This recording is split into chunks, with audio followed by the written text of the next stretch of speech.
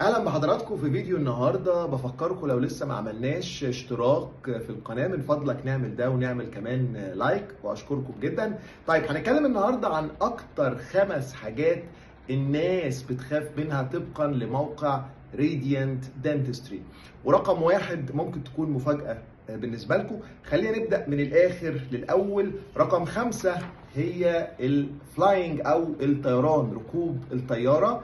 رقم 4 التعابين سنيكس. رقم 3 هتبقى going to the dentist، ان احنا نروح لدكتور الاسنان.